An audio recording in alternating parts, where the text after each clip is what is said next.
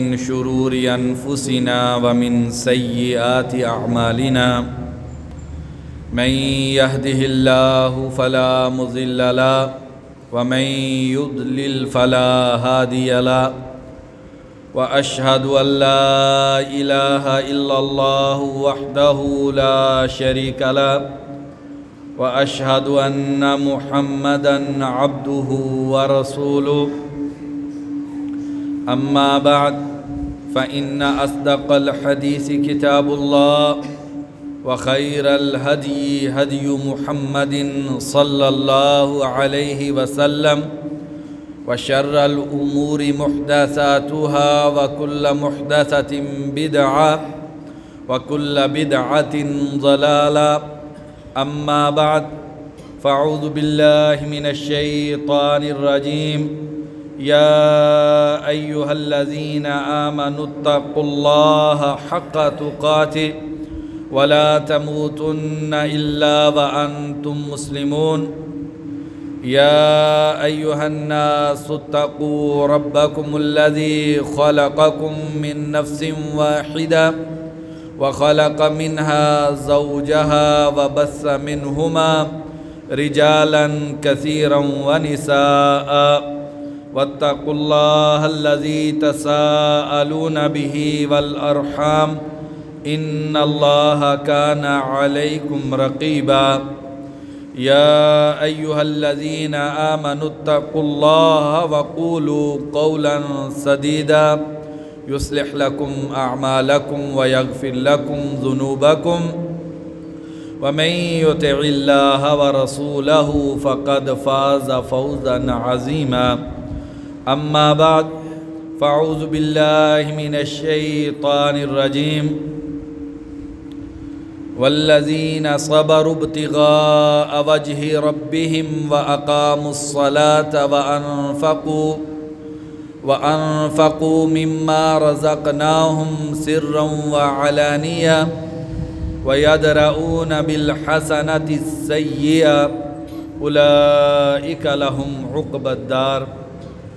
ہر قسم کی حمد و ثنا اللہ وحدہ لا شریک کے لیے، ان گنت درود و سلام ہو نبی اکرم صلی اللہ علیہ وسلم کی ذات اقدس پہ، کروڑوں رحمتیں ہوں صحابہ کرام پر، تابعین عظام پر، محدثین کرام پر۔ پیارے ایمان والے بھائیوں، اللہ تبارک و تعالی آپ پر اپنی بے پناہ رحمتیں نازل فرمائے۔ گزشتہ جمعۃ المبارک کے خطبہ میں صبر کے حوالے سے گفتگو ہوئی تھی۔ آج کا خطبہ بھی اسی سلسلے میں ہے۔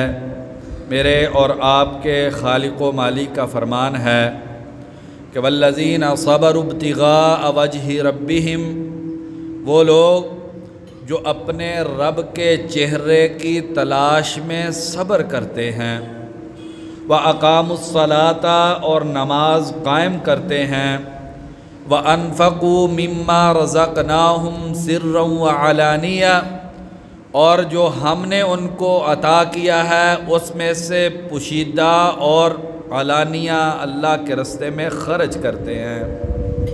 وَيَدْرَؤُونَ بِالْحَسَنَةِ السَّيِّئَةِ اچھے اخلاق سے برے اخلاق کا جواب دیتے ہیں، گناہ کر لینے کے بعد نیکی کرتے ہیں۔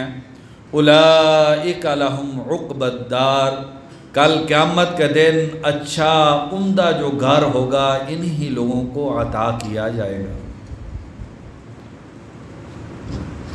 نبی اکرم صلی اللہ علیہ وسلم کے صحابی ابو مالک اشعری رضی اللہ عنہ بیان کرتے ہیں، مسلم شریف کی حدیث ہے، بڑی خوبصورت، قیمتی اور دل میں نقش کرنے کے قابل حدیث ہے۔ آپ صلی اللہ علیہ وسلم نے فرمایا، الطہور شطر الایمان، صفائی نصف ایمان ہے۔ ایمان دو چیزوں کا نام ہے، اپنے ظاہر کو، اپنے چہرے کو، اپنے بالوں کو، اپنے لباس کو، اپنی شکل و صورت کو، لوگوں کو نظر آنے والا انسان کا جو ظاہری وجود ہے اس کو اسلام کے مطابق ڈال لینا، اور اپنا باطن جو ہے، اپنا دل، اپنی روح، اپنا دماغ، اپنی سیرت و کردار، اس کو درست کر لینا، یہ دونوں چیزیں اسلام کہلاتی ہیں۔ تو طہور، صفائی، پاکیزگی، طہارت، یہ انسان کے اپنے ظاہری وجود کو اسلام کے مطابق ڈالنا، اس کو آدھا اسلام اور ایمان قرار دیا گیا ہے۔ اور بعض محدثین نے اس حدیث کی وضاحت یوں کی ہے کہ یہاں پر ایمان سے مراد نماز ہے اور طہور سے مراد وضو ہے۔ الطہور شطر الایمانی، وضو آدھی نماز ہے۔ والحمد للہ تملأ المیزان، اور انسان اللہ تبارک و تعالیٰ کی اپنے پر موجود نعمتوں کے شکر میں جب اپنی زبان سے ایک مرتبہ الحمدللہ کہتا ہے تو نبی اکرم صلی اللہ علیہ وسلم نے فرمایا تملأ المیزان، وہ ترازو جس میں کل قیامت کے دن نیکیاں اور گناہ تولے جائیں گے، تو یہ الحمدللہ ایک مرتبہ ایمان کی حالت میں انسان احساس تشکر سے لبریز ہو کے اللہ کی نعمتوں کا شکر ادا کرتے ہوئے اپنی زبان سے ایک مرتبہ الحمدللہ کہہ دے، یہ اتنا عظیم کلمہ اور عبادت ہے کہ نبی اکرم صلی اللہ علیہ وسلم نے فرمایا تملأ المیزان، پورے کا پورا ترازو اتنی نیکیاں ملیں گی کہ ایک مرتبہ الحمدللہ کہنے سے پورا ترازو جو ہے وہ نیکیوں سے بھر جائے گا۔ اور پھر فرمایا وَسُبْحَانَ اللَّهِ وَالْحَمْدُ لِلَّهِ تَمْلَآنِ او تَمْلَأُ مَا بَيْنَ السَّمَاءِ وَالْأَرْضِ، سبحان اللہ اور الحمدللہ اگر اپنی زبان سے کہہ دیا جائے تو زمین و آسمان کے درمیان کا جتنا بھی فاصلہ ہے، یہ جتنی بڑی وسعت ہے، یہ سارے فاصلے اور مسافتیں ایک مرتبہ سبحان اللہ اور الحمدللہ کہنے سے یہ سارا فاصلہ نیکیوں سے بھر جاتا۔ اور پھر نبی اکرم صلی اللہ علیہ وسلم نے فرمایا وَالصَّلَاةُ نُورٌ، نماز روشنی ہے، یہ انسان کو اچھائی اور برائی دکھلاتی ہے، اس سے انسان کو گناہ اور نیکی کی سمجھ آتی ہے، نفع اور نقصان کو بتلاتی ہے۔ وَالصَّدَقَةُ بُرْحَانٌ، اور جو صدقہ ہے یہ انسان کے سچے مومن ہونے کی نشانی اور دلیل ہے، جو اللہ کے راستے میں خرچ کرتا ہے یہ انسان حقیقی معنی میں مومن ہے، اور جو اللہ کے راستے سے ہاتھ کھینچ لیتا ہے یہ اس بات کی دلیل ہے کہ یہ حقیقی معنی میں مومن نہیں ہے۔ وَالصَّدَقَةُ بُرْحَانٌ، صدقہ اللہ کے راستے میں خرچ کرنا یہ انسان کے ایمان کی دلیل ہے۔ وَالصَّبْرُ ضِيَاءٌ، اور صبر کر جانا یہ روشنی ہے جس سے انسان کے سامنے دنیا کے اندھیرے چھٹ جاتے ہیں۔ یہ صبر ایسی روشنی ہے جس کی وجہ سے قبر روشن ہوگی، یہ صبر وہ روشنی ہے جس کی وجہ سے محشر میں روشنی ملے گی، اور یہ صبر وہ روشنی ہے کہ جب پل صراط سے گزرنے کے لیے انسان کو روشنی کی ضرورت ہوگی تو یہ صبر جو ہوگا یہ روشنی ہوگی۔ وَالصَّبْرُ ضِيَاءٌ، اور یہ جو صبر کرنا ہے یہ روشنی ہے۔ والقرآن حجت لک او حجت علیک، یہ اللہ کی کتاب قرآن مجید جو اللہ کا عظیم کلام ہے یہ تمہارے لیے حجت و دلیل ہے یا تمہارے خلاف حجت اور دلیل ہے۔ یہ قرآن ہی ہوگا جو کل قیامت کے دن لوگوں کے بارے میں آ کے فیصلہ کرے گا کہ یا اللہ اس نے مجھے پڑھا تھا، دن رات یہ مجھے تلاوت کرتا تھا، اس نے اپنی زندگی، اپنے گھر کا ماحول، اس نے اپنی تجارت اور کاروبار، اس نے اپنی رشتہ داریاں اور تعلقات، اس نے اپنی معاشرت اور معیشت، اس نے اپنی سیاسیات اور عمرانیات، الغرض کے زندگی کے سبھی لمحات اور شعبے یا اللہ اس نے میرے مطابق کر لیے تھے، یا اللہ میں اس کے بارے میں شفاعت کرتا ہوں اس کو جنت میں داخل کر دے۔ او حجت علیک، یا یہ قرآن حجت خلاف بن جائے گا، یا اللہ اس کو پتا تھا، اس نے میرے سے یہ جانا تھا کہ سود حرام ہے لیکن اس کے باوجود سود کھایا تھا، یا اللہ اس نے پڑھا تھا کہ نماز پڑھنا ضروری ہے لیکن اس نے نماز نہیں پڑھی تھی۔ او حجت علیک، یہ قرآن پھر اللہ کے دربار میں جا کے کہے گا یا اللہ اس نے میرے احکامات کو پامال کیا تھا، اس نے تیرے احکامات جو ہے وہ ٹھکرا دیے تھے، اور یہ قرآن پھر انسان کے خلاف گواہی دے کے انسان کے جہنم میں جانے کا ذریعہ بن جائے گا۔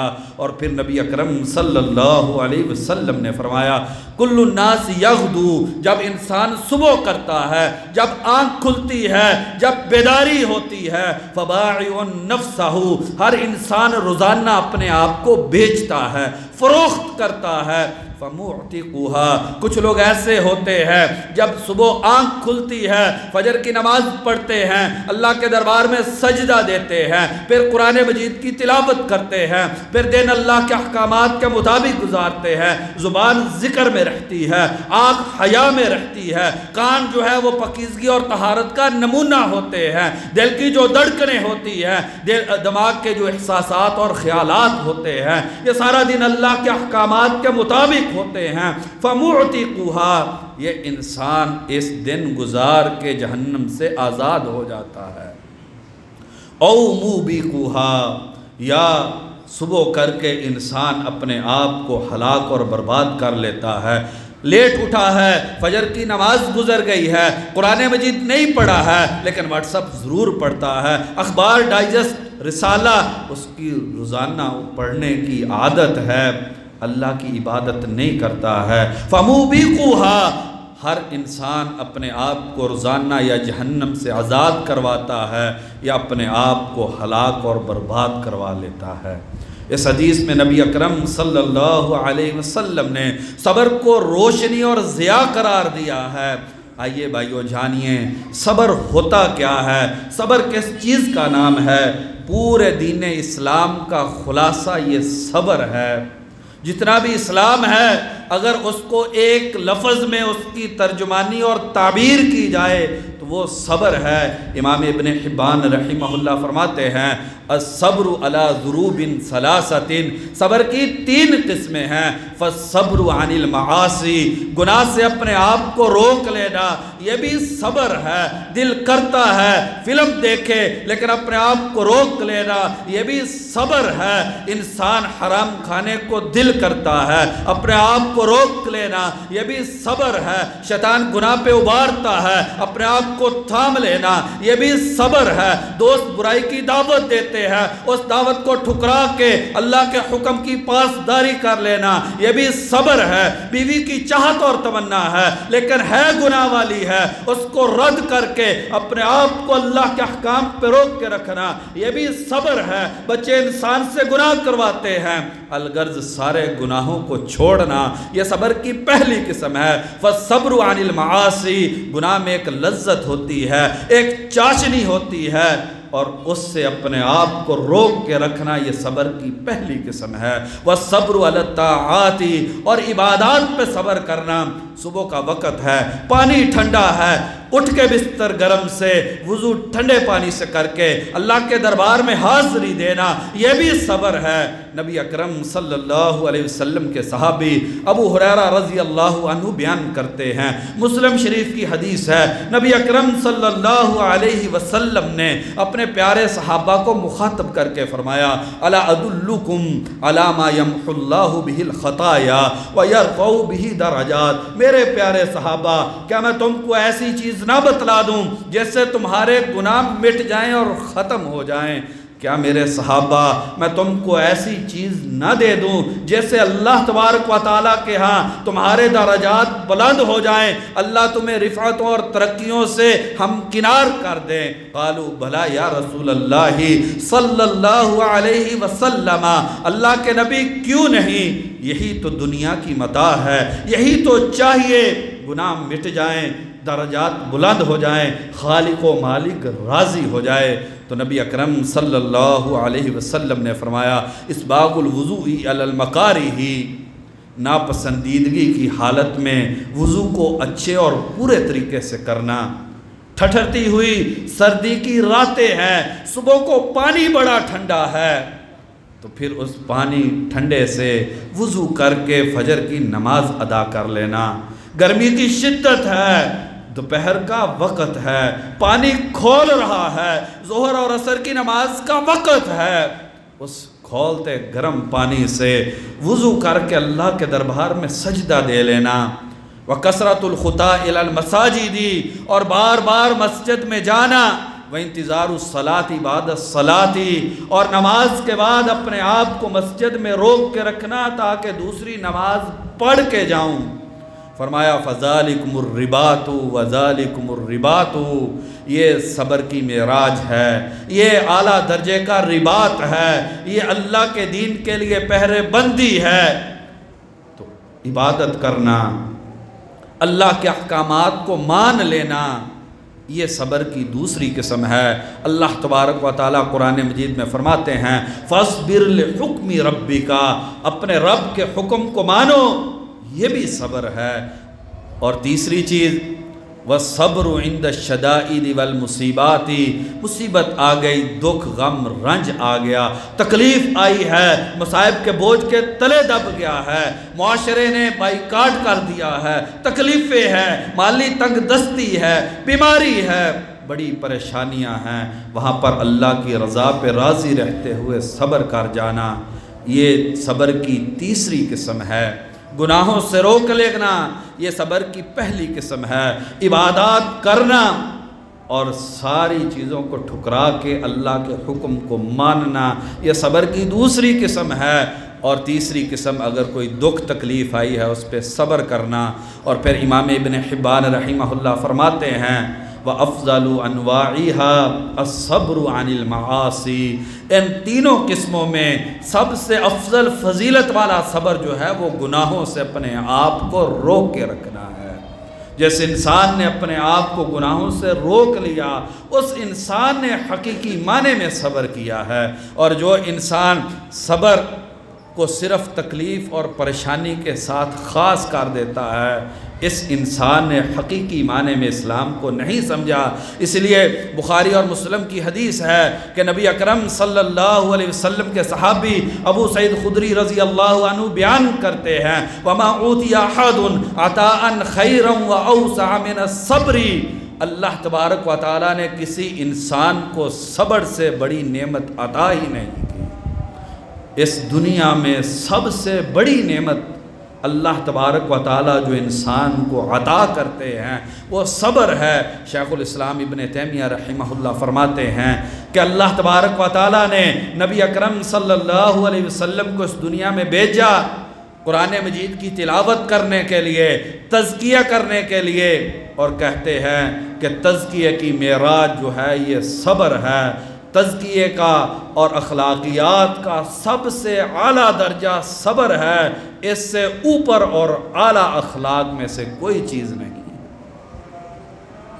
امام ابن القیم رحمہ اللہ نے ایک اور انداز سے صبر کی تقسیم کی ہے۔ فرماتے ہیں صبر تین طرح کا ہوتا ہے، الصبر باللہ، الصبر للہ، الصبر مع اللہ۔ الصبر باللہ بھائیو کیا ہے کہ انسان اللہ سے مدد مانگے۔ کوئی پریشانی آئی ہے تو سب سے پہلے انسان کے دل میں جس آسرے کی امنگ پیدا ہو وہ اللہ کی ذات ہونی چاہیے۔ باپ کو بیٹے پہ اعتماد کرنے سے پہلے، اولاد کو باپ پر اعتماد کرنے سے پہلے، بیوی کو اپنے خاوند کا آسرا تلاش کرنے سے پہلے، بھائیوں کی مدد اور تعاون سے پہلے، جس انسان کے دل میں سب سے پہلے جس آسرے کی امنگ پیدا ہوتی ہے وہ اگر اللہ تبارک و تعالیٰ کی ذات کی ہے تو یہ صابر انسان ہے۔ کہتے ہیں الصبر باللہ، اللہ سے مدد مانگنا اور یہ سمجھنا کہ هو المصبر، صبر دینے والی ذات وہی ہے۔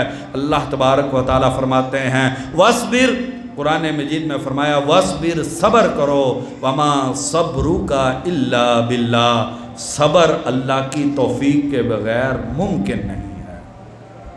وَمَا صَبْرُكَ إِلَّا بِاللَّهِ، یہ معنی ہے الصبر باللہ، صبر کی توفیق اللہ تبارک و تعالیٰ کی طرف سے ملتی ہے۔ نبی اکرم صلی اللہ علیہ وسلم نے فرمایا، بخاری اور مسلم کی حدیث ہے مَن يَتَصَبَّرْ يُصَبِّرْهُ اللَّهُ، جو اللہ سے صبر کی توفیق مانگتا ہے اللہ ضرور اسے صبر عطا کر دیتے ہیں۔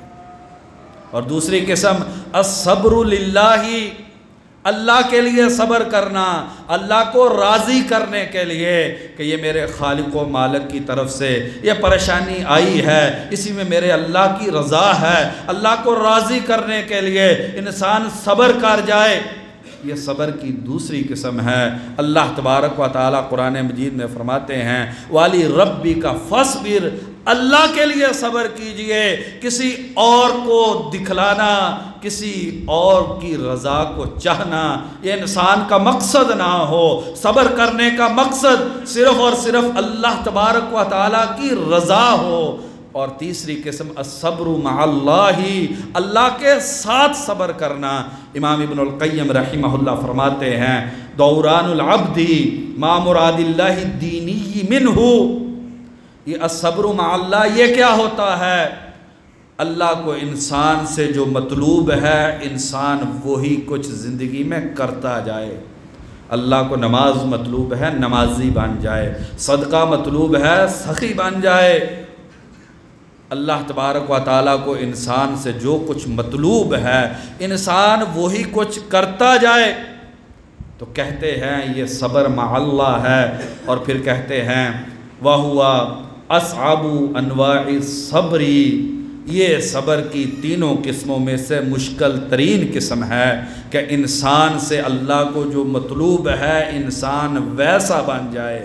کہتے ہیں کہ یہ صبر کی سب سے مشکل قسم ہے، لیکن جس کو اس تیسری قسم کی توفیق مل جاتی ہے فرماتے ہیں وَهُوَ صَبْرُ الصِّدِّيقِينَ، تو یہ انسان یہ صدیقین کا صبر ہے۔ انسان کو اللہ تبارک و تعالی صدیقین کا مقام اور مرتبہ عطا کر دیتے ہیں۔ اگر انسان اپنے آپ کو ویسا بنانے کی کوشش میں لگا رہے جیسا بنانا اللہ تبارک و تعالیٰ کو مطلوب ہے، تو اللہ تبارک و تعالیٰ انسان کو صدیقین کے مقام پر فائز کر دیتے ہیں۔ اور امام ابن حبان رحمہ اللہ فرماتے ہیں کہ جماع الامر الصبر، پورے دین اسلام کا خلاصہ صبر ہے۔ وَهُوَ بِذْرُ الْخَيْرِ، اور ہر نیکی کا بیج اور جڑ اور بنیاد یہ صبر ہے۔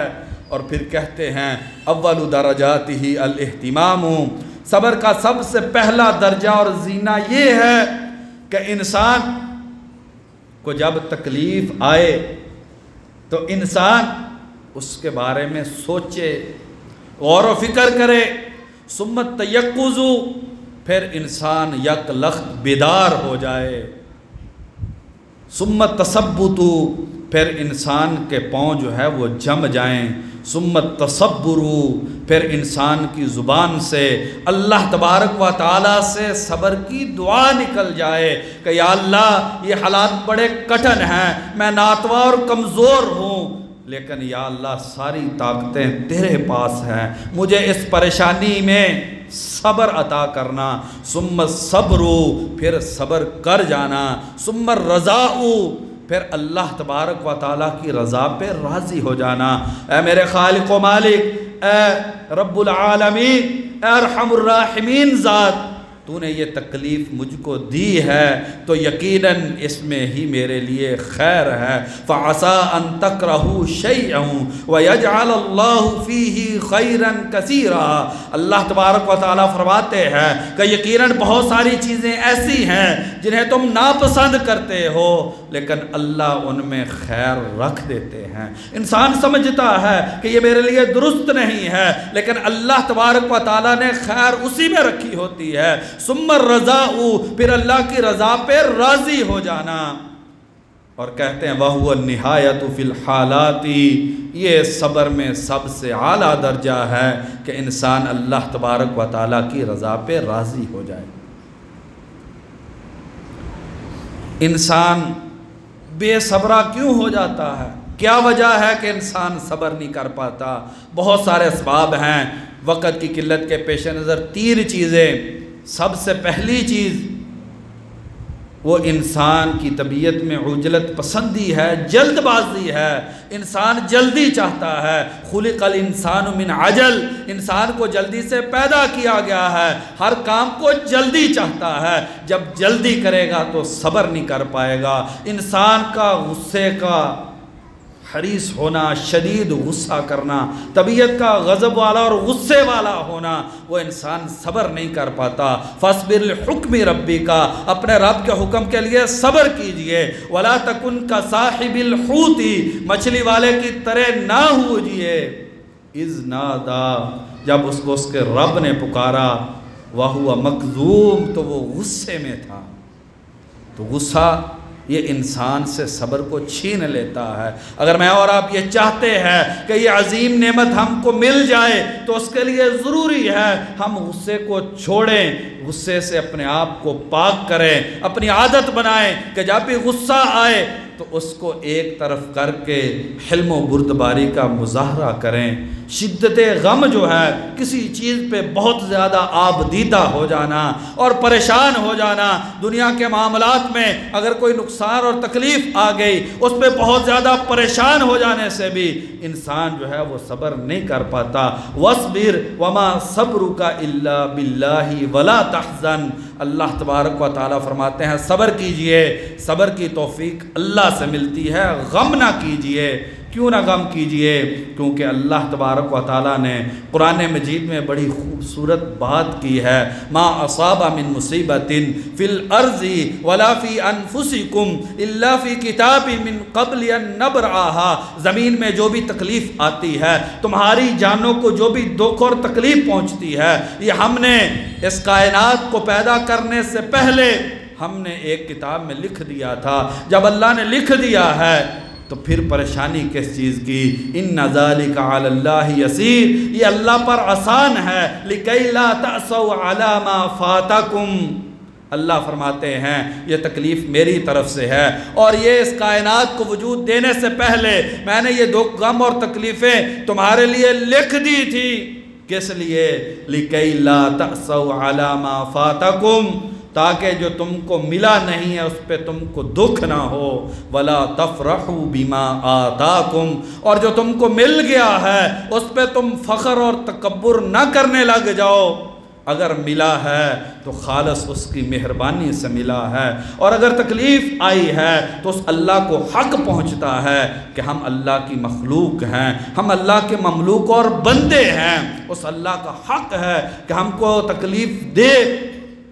اور اللہ تبارک تعالیٰ فرمایا واللہ لا یحب کل مختال فخور، اللہ کو تکبر کرنے والے اور فخر کرنے والے پسند نہیں۔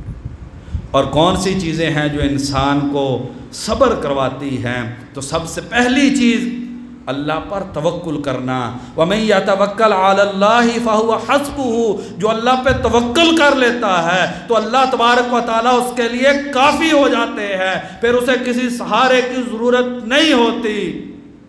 اور دوسرا، انسان ذہن میں یہ رکھے کہ واللہ یحب الصابرین، اللہ صبر کرنے والوں کو پسند کرتے ہیں۔ اگر میں صبر کروں گا اللہ کا محبوب بن جاؤں گا، یہ اتنا بڑا اعزاز اور انعام اور اکرام ہے کہ اس کے مقابلے میں دنیا کی ہر تکلیف اس کی کوئی حیثیت نہیں ہے۔ اسی طریقے سے نماز پڑھنا، عبادات کرنا، سیدنا حذیفہ رضی اللہ عنہ بیان کرتے ہیں، ابو داؤد شریف کی حدیث ہے، کانا رسول اللہ صلی اللہ علیہ وسلم اذا حضبہ امر صلی، جب کوئی غم آتا، تکلیف آتی تو نبی اکرم صلی اللہ علیہ وسلم نماز پڑھتے تھے۔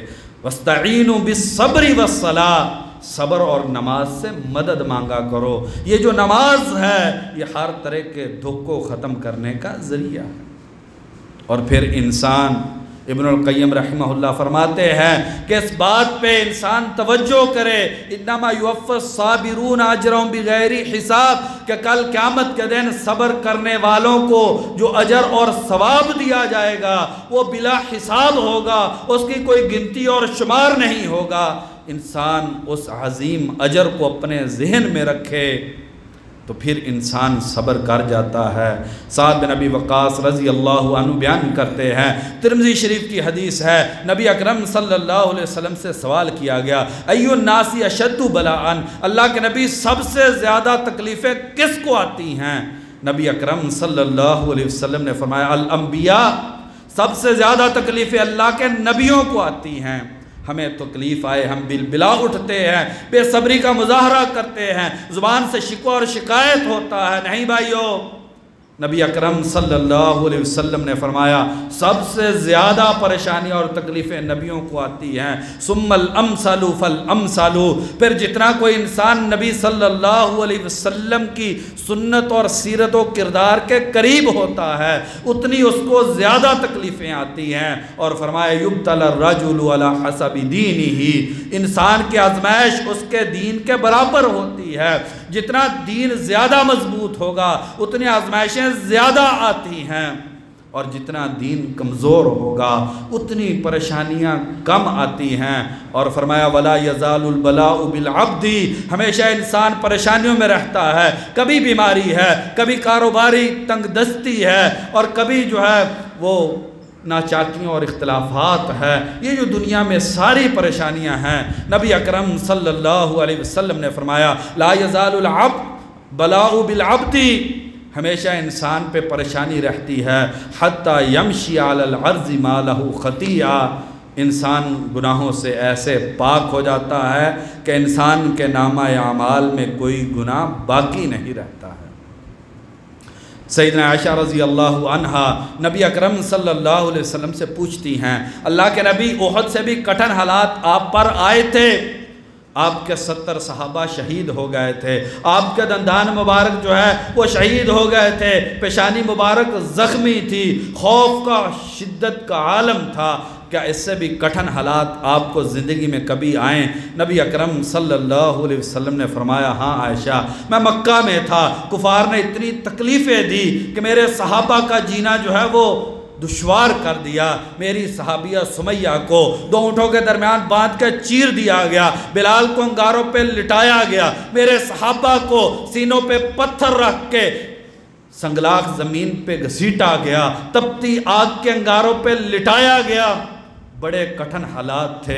ایک دن میں غموں سے چور تھا، میں نے ابن عبد یالیل کے پاس گیا، میں نے کہا یہ زمین مجھ پہ اور میرے صحابہ پہ تنگ ہو گئی ہے، اتنی تکلیفیں ہیں کہ برداشت سے باہر ہوتی جا رہی ہیں، کیا تم مجھے اس مکہ میں پناہ دیتے ہو؟ اس نے مجھے پناہ دینے سے انکار کر دیا۔ ایسا اتنا غم تھا مجھ کو کہ میں جو ہے طائف پہنچ گیا، چلتے چلتے مجھے پتہ نہ چلا، اور میں جب قرن سال پہ پہنچا، جب میں طائف کی وادی میں پہنچا تو اچانک میری ہوش واپس آئی، میں نے دیکھا کہ میں مکہ سے باہر ہوں، میں طائف کی سنگلاخ وادی میں ہوں۔ جبریل امین آتے ہیں، آ کے کہتے ہیں، یہ مستدرک حاکم کی حدیث ہے، اللہ کے نبی اس قدر قوم نے تنگ کیا ہے، دکھ ہے، پہاڑ آپ پہ غم کے ٹوٹ گئے ہیں، ھذا ملک الجبال، یہ پہاڑوں کا فرشتہ ہے، اللہ نے بھیجا ہے، آپ چاہت اور تمنا کر دیجئے ان 2 پہاڑوں میں رکھ کے مکے کے سارے لوگوں کو پیس دیا جائے گا۔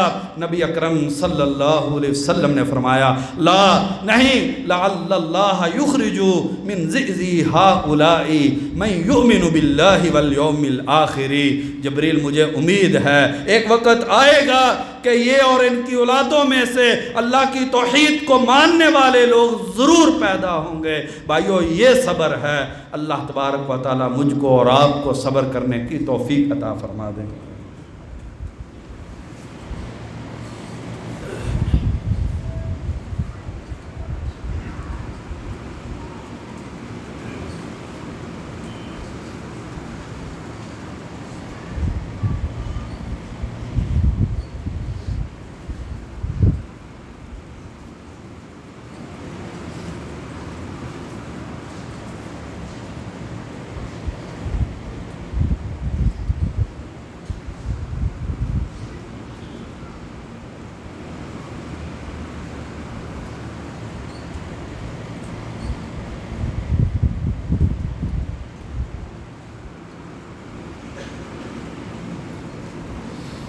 ان الحمد للہ نحمده ونستعینه ونستغفره والصلاة والسلام علی رسول اللہ اما بعد۔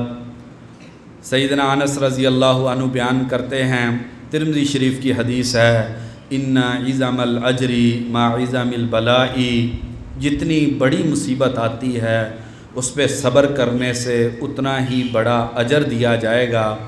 ان اللہ اذا احب قوما ابتلاہم، جب اللہ جن لوگوں کو اللہ تبارک و تعالیٰ پسند کرتے ہیں انہیں آزمائشوں میں ڈال دیتے ہیں، انہیں پریشانیاں آتی ہیں، تکلیفیں آتی ہیں، دین کی وجہ سے انسان پہ تنگ دستی آتی ہے، مصائب آتے ہیں، خاندان کے لوگ خلاف ہو جاتے ہیں، معاشرتی بائیکاٹ کر دیا جاتا ہے، جی وہ صوفی صاحب ہیں ان کے ساتھ میل جول نہیں رکھنا، معاشرے میں کاٹ دیا جاتا ہے۔ اذا حب اللہ قوما، جب اللہ لوگوں سے محبت کرتے ہیں، ابتلاہم، اللہ ان کے لیے آزمائشیں پیدا کرتے ہیں، فمن رضی فلہ الرضا، جو راضی ہو گیا اللہ اس پہ راضی ہو جاتے ہیں، ومن سخط فلہ السخط، جو ناراض ہو گیا شکوہ کر دیا اس کے لیے پھر اللہ کی ناراضگی آ جاتی ہے۔ آئیے ایک خوبصورت واقعے سے آج کے خطبے کا اختتام کرتے ہیں۔ امام ذہبی رحمہ اللہ نے سیر اعلام النبلاء میں عروہ بن زبیر رحمہ اللہ، زبیر بن عوام رضی اللہ عنہ کے بیٹے کا واقعہ نقل کیا ہے۔ پاؤں میں تکلیف ہوئی، پھر یہ بیماری ٹانگ میں پھیل گئی،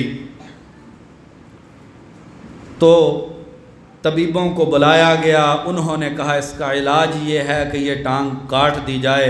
ٹانگ جب طبیب کاٹنے لگا تو کہا کہ کچھ یہ نشاور دوائی ہے، اس کو استعمال کر لیجئے، تکلیف نہیں ہوگی۔ کہا جس زبان سے قرآن پڑھتا ہوں، جس زبان سے اللہ کا ذکر کرتا ہوں، یہ کیسے ممکن ہے کہ صرف دکھ سے بچنے کے لیے اس زبان پہ نشاور دعا رکھ لوں جو اللہ کو پسند نہیں ہے؟ تم ایسے کرو کہ قرآن مجید پڑھنے والے کو بلاؤ۔ قرآن مجید پڑھا گیا اور پھر ان کی ٹانگ کاٹ دی گئی تو انہیں درد کا احساس نہ ہوا۔ تو کسی نے کہا آ کے کہ آپ کی ٹانگ کاٹ دی گئی ہے، اللہ تبارک و تعالیٰ آپ کو شفا عطا فرمائے۔ تو ساتھی نے تھوڑا سا شکوہ بھی کر دیا کہ اس ٹانگ سے آپ چلتے تھے، اس ٹانگ سے آپ جہاد کرتے تھے، نماز کے لیے جاتے تھے، یہ ٹانگ کاٹ دی گئی ہے۔ تو اللہ تبارک و تعالیٰ کو مخاطب کر کے کہتے ہیں لَإِنْ أَخَذْتَ لَقَدْ أَبْقَيْتَ، یا اللہ اگر آج تو نے یہ ٹانگ واپس لی ہے تو خالص تو نے ہی عطا کی تھی، تیرا انعام تھا کہ اتنی دیر تک یہ ٹانگ تو نے مجھے دے کے رکھی۔ وَلَئِنِ ابْتَلَيْتَ، یا اللہ اگر آج تو نے مجھے آزمائش میں ڈالا ہے، لَقَدْ عَافَيْتَ، یہ ساری لمبی زندگی تیرا انعام اور احسان رہا ہے کہ تو نے مجھے عافیت میں رکھا ہے۔ کچھ دنوں کے بعد ایک بیٹا فوت ہو گیا، 7 بیٹے تھے، ایک بیٹا فوت ہو گیا۔ پھر لوگ تعزیت کے لیے آئے، پھر وہی باتیں ہوئی، پھر انہوں نے وہی جواب دیا کہ یا اللہ تو نے 7 دیے تھے، یہ تیرے دیے ہوئے تھے، میرا زور نہیں تھا، یہ تیرا احسان تھا، اگر تو نے ایک لے لیا ہے تو تو نے 6 باقی بھی رکھے ہیں، یہ تیرا فضل ہے۔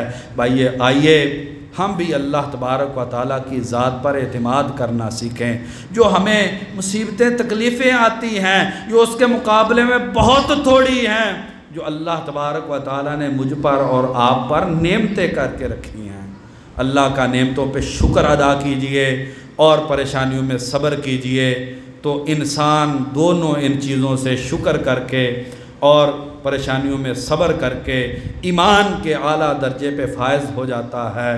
اللہ تبارک و تعالیٰ سے دعا ہے اللہ ہمیں نعمتوں کا شکر کرنے کی توفیق عطا فرما دے اور پریشانیوں پہ صبر کرنے کی توفیق عطا فرما دے۔ انشاءاللہ آئندہ جو جمعہ کا خطبہ ہوگا وہ نبی اکرم صلی اللہ علیہ وسلم کی آمد اور بعثت سے انسانیت کو کون سی رحمتیں، انعامات، اعزازات ملے، انشاءاللہ اس والے سے ہوگا۔ اللہ تبارک و تعالی ہمیں حقیقی معنی میں نبی اکرم صلی اللہ علیہ وسلم سے محبت کرنے کی توفیق عطا فرما دے۔ یا اللہ جو بھائی بیمار ہیں اپنی رحمت سے شفائے کاملہ عاجلہ نصیب فرما دے۔ یا اللہ جو مقروض ہیں اپنی رحمت سے قرض ادا فرما دے۔ یا اللہ جو مالی تنگ دستی کا شکار ہیں اپنی رحمت سے حلال کی وسیع روزی عطا فرما دے۔ یا اللہ جس مسلمان کو جو بھی دکھ اور تکلیف ہے یا اللہ اپنی رحمت سے وہ دکھ اور تکلیف دور فرما دے۔ یا اللہ اس ملک پاکستان کی حفاظت فرما۔ یا اللہ یہاں پر اپنی رحمت نازل فرما۔ یا اللہ دنیا میں جس جگہ پر بھی مسلمان موجود ہیں یا اللہ ان کی مدد فرما۔ یا اللہ کشمیر میں رہنے والے ہمارے مسلمان بھائی، یا اللہ فلسطین میں رہنے والے، دنیا میں جس جگہ پر بھی مسلمان مظلوم ہیں، اپنی رحمت سے ان کی مدد فرما۔ یا اللہ اسلام اور مسلمانوں کو غلبہ نصیب فرما۔ یا اللہ حقیقی معنی میں مومن بننے کی توفیق نصیب فرما۔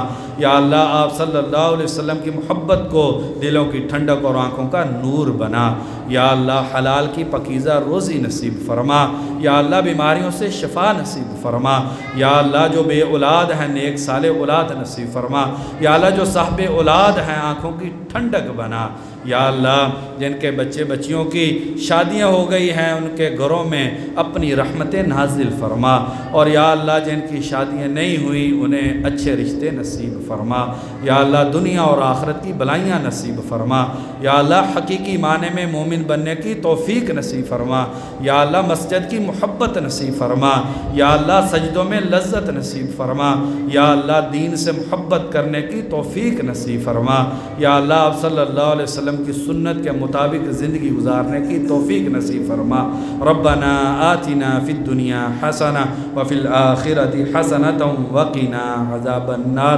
سبحان ربک رب العزۃ عما یصفون وسلام علی المرسلین والحمد للہ رب العالمین۔